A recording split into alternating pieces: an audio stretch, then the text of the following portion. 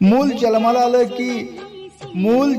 आलं की आयुष्याने आपण हळूहळू बदलून जातो।